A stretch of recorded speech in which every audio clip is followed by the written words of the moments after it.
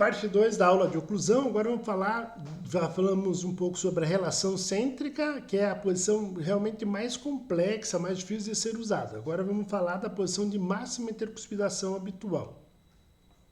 A máxima intercuspidação habitual, o nome já diz tudo, né? Quando o número máximo de dentes na boca estão se tocando. Então é aquela posição mais habitual de fechar a boca. Toquei os dentes lá, essa é a minha máxima intercuspidação habitual. Essa é uma posição dentária, né? Então, ao contrário da relação cêntrica, é uma posição muscular, quem dá a máxima intercuspidação são os dentes.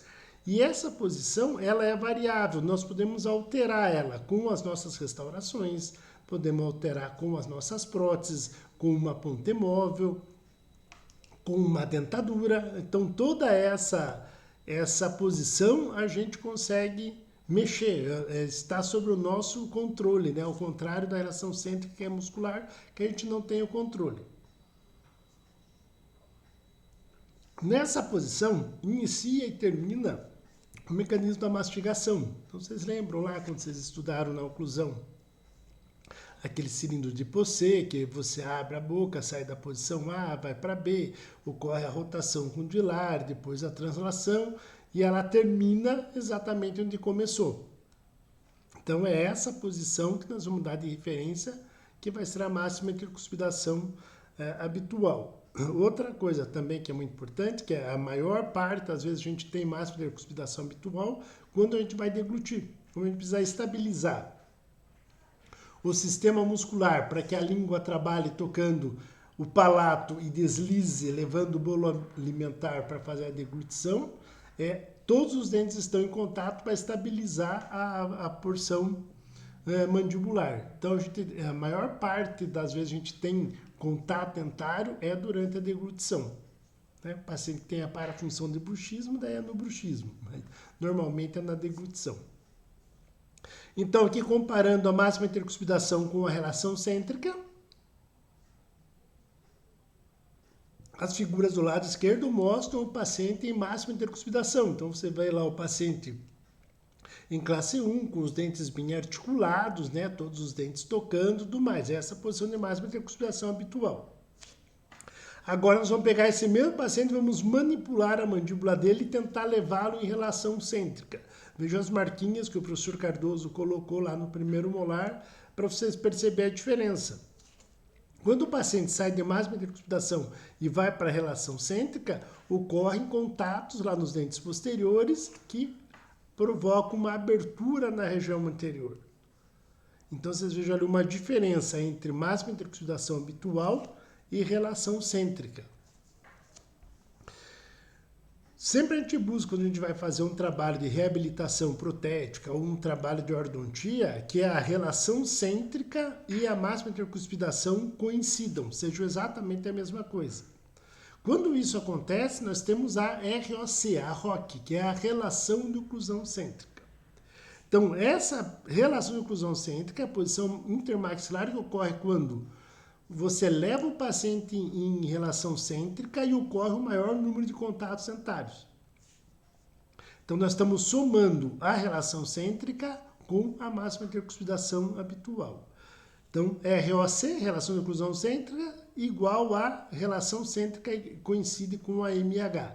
Apenas de 1 a 2% da população possuem essa coincidência de posições mandibulares. Tá? Então, é aceito uma relação de oclusão cêntrica quando a diferença entre a relação cêntrica e a máxima intercuspidação varia de 0 até de meio até 1,5 milímetro. Tá? Isso é o que os autores chamam de cêntrica longa. E por que eles falam isso? Porque a estabilidade oclusal é muito difícil de ser mantida. Então, existem vários relatos de tratamentos onde foram feitas reabilitação oral de arcada total, arco superior e inferior. Então, quando você vai fazer uma reabilitação total, você consegue finalizar o trabalho em ROC. E depois de 6 meses ou 1 ano, havia uma diferença entre a relação cêntrica e a máxima intercuspidação de meio a 1,5 milímetro.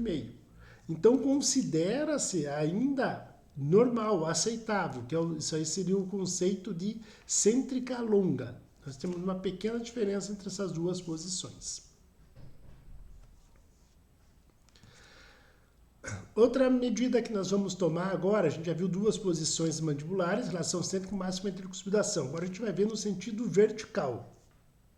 As dimensões verticais, que é a distância entre dois pontos localizados na face. Nós vamos ter uma dimensão vertical de oclusão, que é quando os dentes estão encostados. Então, quando os dentes estão em máxima intercuspidação, nós temos uma dimensão. E vamos ter outra dimensão quando o paciente está em repouso. Repouso, aspas, né? Na verdade não é repouso, ele está em tônus muscular. Né? Você sabe que é como a cabeça não está bem centralizada na coluna vertebral, se houver repouso muscular, a cabeça cai. Então nós temos que estar em tônus muscular. Isso a gente chama de dimensão vertical de repouso. A diferença entre a dimensão vertical de repouso, que é um pouco maior do que a dimensão vertical de oclusão, a gente chama de espaço funcional livre. Então vamos lá, essa dimensão vertical é determinada pelo comprimento contraído e repetido dos músculos elevadores. Então toda vez que nós fechamos a boca, ela fecha até um ponto e ali para. Por que ela para? Porque tem os dentes. Então chegou ali, encostou os dentes, máxima intercuspidação habitual, essa é a nossa dimensão vertical de oclusão. Quando nós relaxamos os músculos, né, ou os músculos entram em estado de tônus, os elevadores e os depressores, a gente abre um pouquinho a boca, os dentes se afastam. Né? Então o pessoal que trata bruxismo, né, usa muito a frase desencoste seus dentes. Então por que isso? Porque essa é a nossa posição de repouso. Quando nós estamos com a musculatura em tônus, sem estar contraído, sem estar fazendo força, os dentes estão levemente afastados. Essa dimensão que nós temos com esses dentes afastados é o que a gente chama de dimensão vertical de repouso. A dimensão vertical de repouso estabelece no terceiro mês antes da erupção dos dentes e crescimento da face. Então,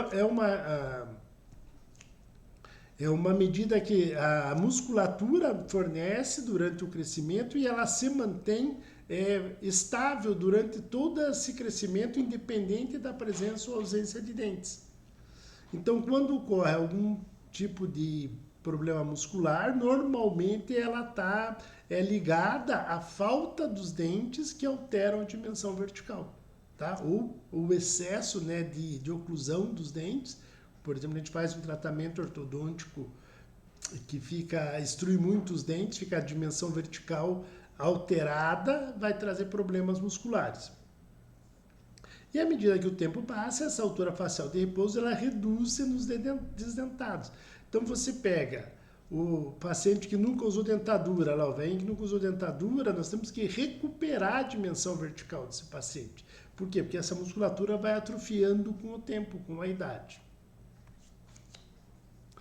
A DVO é mantida pelos dentes. Então, nós temos muito problema o quê? O paciente perdeu os molares muito novo. O paciente jovem perdeu molares, ficou com poucos dentes. Nós vamos perder a altura facial. Normalmente, a dimensão vertical, ela não diminui, né? Ela, como é que eu posso dizer assim, os músculos, eles vão atrofiando. Então, nós temos que recuperar a dimensão vertical do paciente. Tá? E como é que a gente vai fazer esse aumento da DVO? Essa recuperação, na verdade, não é um aumento da DVO, é uma recuperação da DVO. Fazendo próteses, fazendo placa, aparelho ortopédico funcional. Tá? Muitas vezes a gente não consegue fazer essa recuperação da DVO numa vez só, nós temos que fazer em etapas. Tá? Então a gente consegue abrir alguns milímetros por vez, não consegue fazer não adianta se querer abrir 10 milímetros no paciente adulto de uma vez só, você vai levar a musculatura ao colapso. Então você abre 5 de uma vez, depois troca a placa e abre mais 5. Tá? E quando a gente faz trabalhos que invadem o espaço funcional livre, que a gente deixa a dimensão vertical aumentada, vai haver colapso muscular.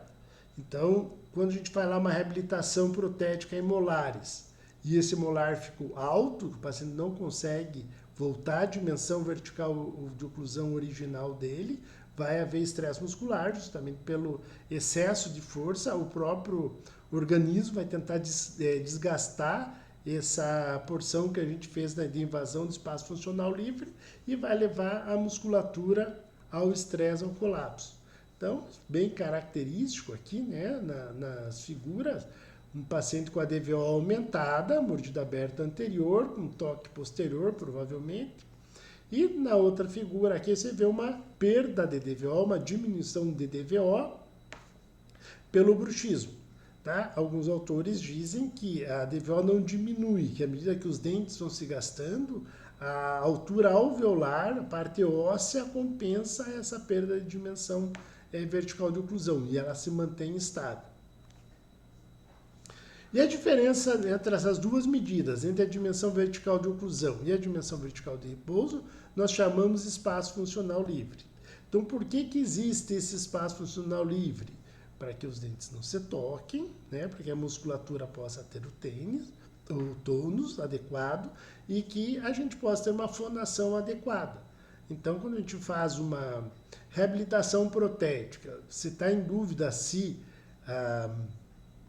a prótese invadiu ou não o espaço funcional livre, você pede para o paciente falar palavras com S. S, S, S, S.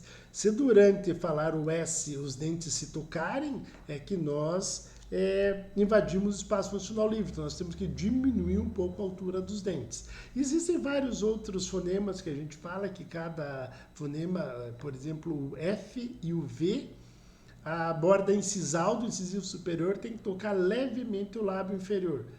Isso aí, com o tempo, vocês vão, durante as aulas de prótese, vocês vão aprender como a gente determina a DVO, como a gente determina a DVR do paciente e qual o tamanho do espaço funcional livre. Então, dependendo do padrão facial do paciente, se ele é classe 1, se ele é classe 2 ou classe 3, ele tem uma medida diferente de espaço funcional livre. Essa regrinha aqui de menos 3 até 9 milímetros, que é uma regra bem longa, do professor Aníbal Alonso, que é um dos filósofos da oclusão, professor argentino muito bom.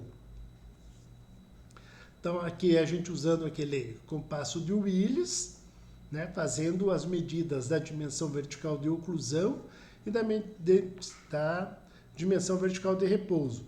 Então, vocês observam que a dimensão vertical de repouso não tem contato de dente.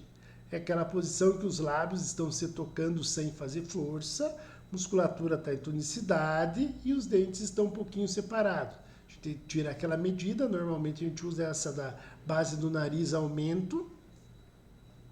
E aí, em média de 3 milímetros, vai dar a DVO. Então, o paciente mordeu, você mede a DVO, pega mais 3 milímetros, dá a DVR. Então, nessas medidas, você, um pouco para mais, um pouco para menos, você acha o espaço funcional livre. Tudo bem até agora, gente? Então, vamos agora para os movimentos dinâmicos da mandíbula. Né? Até agora a gente viu só a posição estática, com a mandíbula parada. Agora nós vamos para a mandíbula em movimento. Então, o primeiro movimento que a mandíbula exerce, que é muito importante, é a guia anterior ou a guia incisiva. Isso ocorre quando a borda incisal dos incisivos inferiores pegam na concavidade palatina, deslizam até chegar na borda incisal dos incisivos superiores. Por isso que nós temos aquela curva de Spee, no sentido lateral, por isso que a dentição não é totalmente reta, para permitir que ocorra esse movimento. Inclinação do incisivo superior, ela tem a mesma inclinação de quando o côndilo sai da cavidade glenoide. Quando termina o movimento de rotação e começa de translação, essa guia condilar, ela tem a mesma inclinação da parede palatina dos incisivos superiores. Então, quando o incisivo está muito verticalizado, muito vestibularizado, e ocorre uma alteração nesse eixo, pode ocorrer um enrosco do disco articular lá na saída da cavidade glenoide, né? Que daí ocorre os famosos clicking, que é quando o disco articular sai da posição. O outro trabalho que movimento que a mandíbula faz é para as laterais. Então, são os movimentos de lateralidade ou de desoclusão, que a gente chama, né?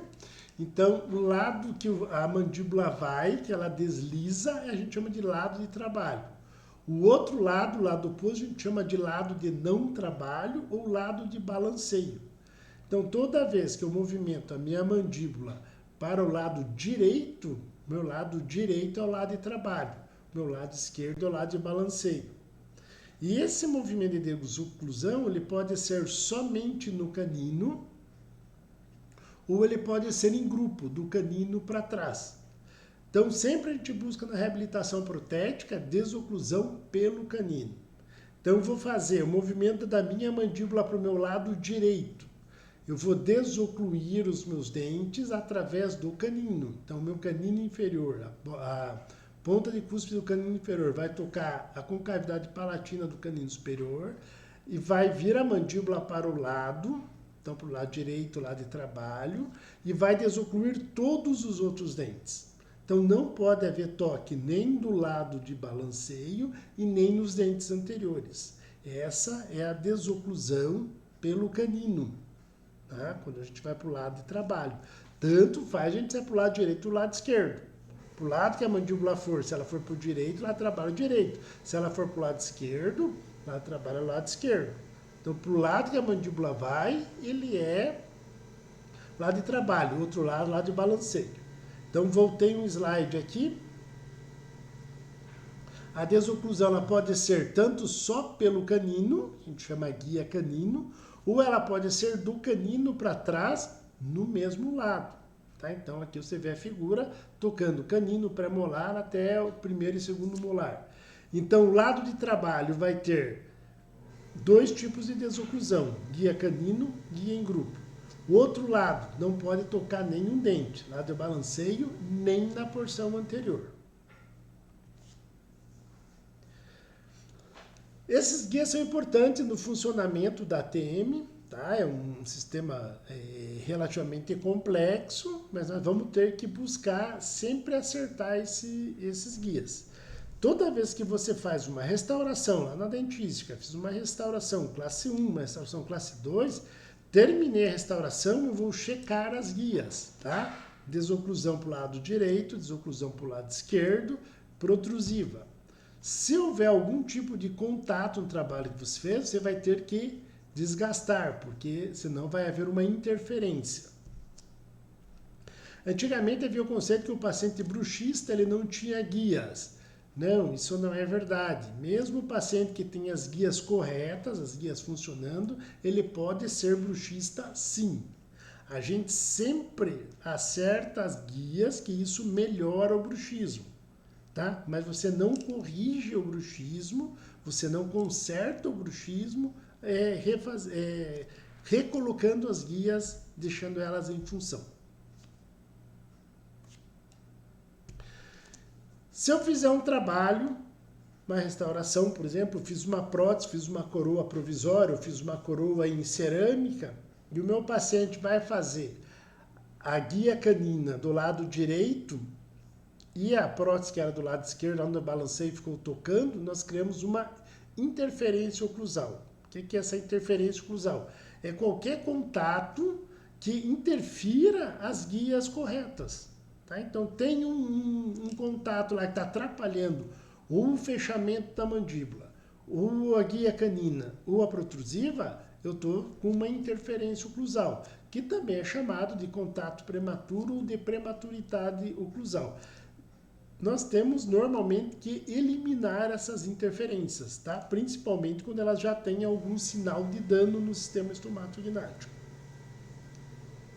Por exemplo, fiz uma coroa. A hora que o paciente vai fechar a boca em relação cêntrica, ele toca naquela coroa que ficou mais alto e desvia a mandíbula ou para frente ou para algum dos lados. Eu criei uma interferência oclusal, tá? Então eu tenho que desgastar a minha coroa. Quando eu vou levar meu paciente em relação cêntrica e ocorre um toque, como na foto aqui vocês veem o paciente no lado esquerdo ali, máxima cuspidação, manipulei a mandíbula dele, fui colocar em relação cêntrica, teve um contato lá na cúspide palatina do segundo molar. Devido a esse toque, a mandíbula dele vai se acomodar, ou para o lado direito, ou para o lado esquerdo, até fechar a máxima intercuspidação. Então, isso é uma interferência oclusal. Tá? Começou a provocar dano, eu tenho que remover essa interferência. E como é que eu removo? Removo ortodonticamente, ou desgastando, fazendo um desgaste seletivo, fazendo um ajuste oclusal. Tá? Então, esse contato prematuro, essa interferência, ele pode ser que não provoque desvio nenhum, ela pode provocar desvios em máxima intercuspidação, pode ocorrer desvios na lateralidade e em protrusivo. Tem interferência oclusal, vou ver se ele está causando algum dano ou não. Tá? Tem pacientes que você vai pegar, que tem, você viu ali, na hora que manipulou a mandíbula dele, que tem interferência oclusal, esse contato prematuro, porém ele não promove alteração nenhuma, dano nenhum no sistema estomatognático. Então é um contato prematuro fisiológico. Isso às vezes acontece porque alguns dentes desgastam mais que os outros. Porém, quando ele começa a ter alguma alteração no sistema, ele já passa a ser um contato prematuro patológico ou patogênico. Aí cabe a nós consertar isso aí, remover esse contato prematuro. Tá? Então, no livro do Pegoral, ele diz lá que contato prematuro se refere a qualquer contato oclusal que impeça o correto fechamento mandibular, ou em relação cêntrica ou máxima intercuspidação, ou altere, interfira nos movimentos excursivos, guia canino, guia protrusivo. Esses contatos que não têm sinal nem sintoma não são chamados de interferência oclusal. Então, até agora a gente está vendo que interferência oclusal pode ser chamada de contato prematuro. Porém, nem todo contato prematuro é considerado uma interferência oclusal, que é quando ele não causa dano no sistema estomatognático. Interferência tem que realmente interferir, tanto na função ou na parafunção. E ter alguma evidência de danos ao sistema estomatognático. Tá? Como é que a gente vai ver se teve dano ou não? Então, o paciente pode reclamar muitas vezes de mobilidade no dente. Tá, se meu dente ficou mole, você vai lá, você vê um dente rígido, não tem sinal nenhum de cárie, nem de doença periodontal, aí você checa a oclusão, você vê lá, está tocando primeiro nesse dente antes de tocar nos outros. Então, isso aumentou a mobilidade dentária. Se a gente fizer uma radiografia, a gente vai ver que a lâmina periodontal dele está mais espessa, está alterada. O paciente vem e se queixa de disfunção na ATM. Aí você pega as radiografias, ressonância, vê que a parte estrutural da ATM está toda boa. O que é o problema dele? Está com um contato prematuro que impede o côndilo mandibular de se assentar em relação cêntrica, de achar uma posição de equilíbrio. Então você tem que eliminar aquela interferência oclusal. Essa mesma interferência que pode causar disfunção músculo-articular na ATM pode desencadear o bruxismo. Por quê? Como o meu cérebro está encarando aquela interferência como algo que está incomodando, está invadindo o meu espaço, ele começa a tentar desgastar essa interferência através do desgaste dentário. Tá? Começou, isso vai levar daí à disfunção muscular da ATM também. Dentes saindo do lugar. Então, migração patológica dos dentes, principalmente anteriores. Como é que eu vejo isso? Normalmente quando começa a abrir diastema. Fiz restauração classe 4 no meu paciente, ficou lá bonitinho, fechei o espaço. Dali um dia abriu o diastema de novo. Os dentes se movimentaram para o anterior. Por que os dentes se movimentaram?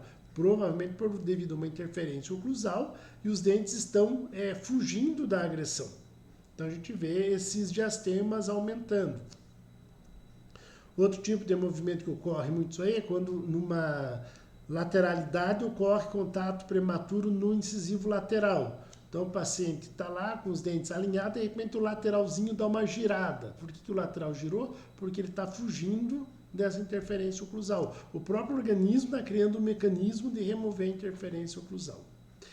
Outra maneira de ver, aquelas facetas de desgaste no dente. Você vai lá, aquelas facetas lisas, brilhantes, sinal de gasto. Por que é isso? Porque tem um contato prematuro, tem uma interferência oclusal realizada ali. E a coisa pode se agravar, tá? Quando as interferências são muito pesadas, pode ocorrer pulpites, paciente tratar dente, reabsorção óssea ou reabsorção de raiz do dente, fratura, em alguns casos, né? Fratura de coroa, fratura de raiz. Se é paciente que usa prótese, por exemplo, nós temos um núcleo metálico fundido, ela pode detonar a raiz do paciente e assim vai.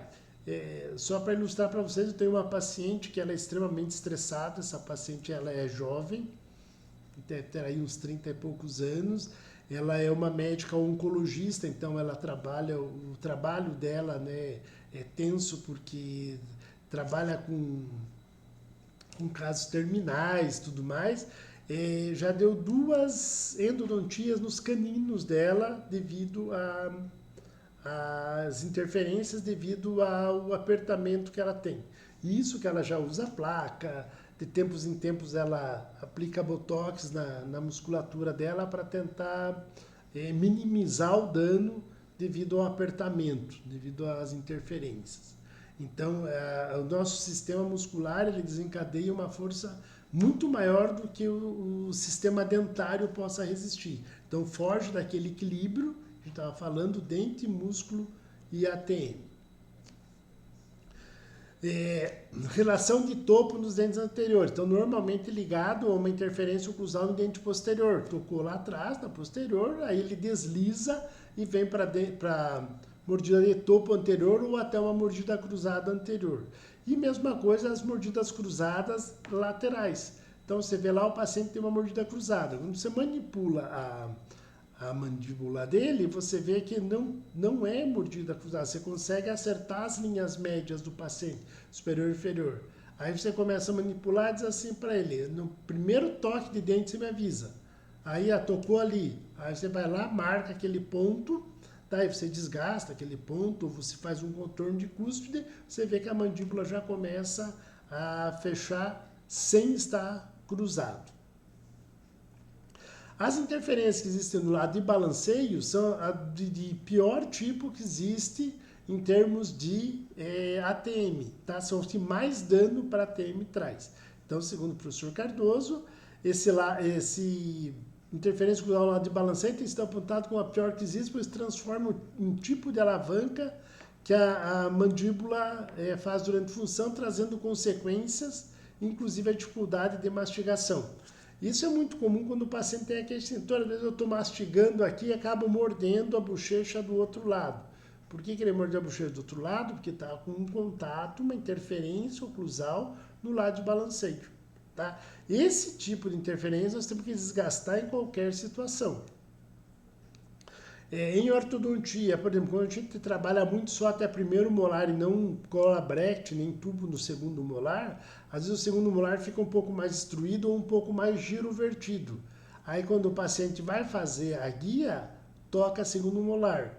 Não raro, em alguns casos, você tem que acabar extraindo o segundo molar para que o terceiro molar venha numa posição mais favorável e use o espaço devido a essa interferência oclusal está causando danos na ATM e no sistema mastigatório do paciente.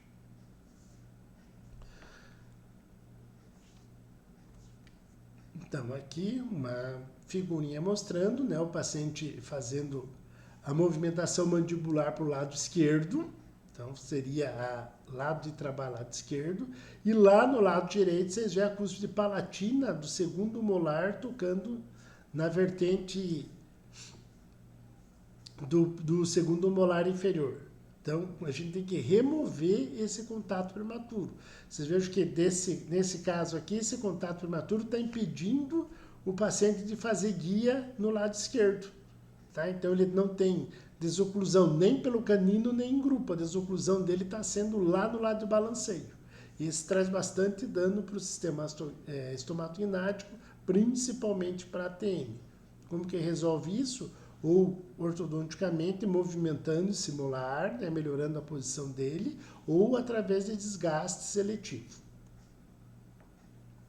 Então, toda vez que houver interferência, né, principalmente do lado do balanceio, então a gente tem que tirar essa interferência quando o dente possui lesão apical recidivante, Então tem lá uma lesão apical, você troca, faz a endo e o dente não melhora. Quando ele tem mobilidade, quando ele tem aquelas facetas de desgaste que você vê que não é o normal da mastigação, está numa posição diferente. Quando o dente tem restauração ampla sem proteção de cúspide, o que quer dizer isso aí? Fiz uma restauração MOD, principalmente as de amálgama, e ficam as cúspides, as paredes ficam sem apoio, elas não se unem. Então, quando o paciente faz o movimento e ocorre o contato prematuro, provavelmente vai quebrar a parede do dente. É só uma questão de tempo. Tá? Era muito comum isso no amálgama, e o paciente ainda chegava para o dentista e dizia assim, puxa, doutor, a restauração que o senhor fez foi tão boa que a restauração ficou e a parede do dente quebrou. Mas não quebrou por causa da restauração, quebrou por causa da movimentação mandibular, por causa da falta de guias, né? Houve uma interferência ali. E toda vez que o paciente estiver sendo submetido ao ajuste oclusal, antes de fazer o tratamento restaurador, ou seja dentístico, ou seja prótese. Então a gente vai equilibrar as guias do paciente. Na prótese a gente vai fazer isso na fase de prótese provisória. Tá? Então a gente vai acertar as guias toda na prótese provisória, acertou, aí que você faz as definitivas. Então ali nas próteses provisórias você já consegue ver a altura de cúspide, profundidade de fossa, curva de Spee, como que fica toda essa parte da reabilitação do paciente. Pessoal, isso é só uma dica geral sobre oclusão para vocês. Tudo isso aqui vocês já devem ter estudado lá nos semestres passados, quando foram montar no articulador e tudo mais. Era só um relembra, tá? Porque toda vez que você vai mexer com prótese, nós vamos ter que criar esses mecanismos aí, tá? Nós vamos ter que criar guias, nós vamos ter que criar dimensão vertical de oclusão, dimensão vertical de repouso, espaço funcional livre. Todas essas coisas têm que ser refeitas pela prótese, tá? A gente não vai criar nada, nós vamos copiar da natureza, nós vamos retirar da natureza. Em breve já mando outra aula para vocês. Valeu, gente. Abraço para vocês.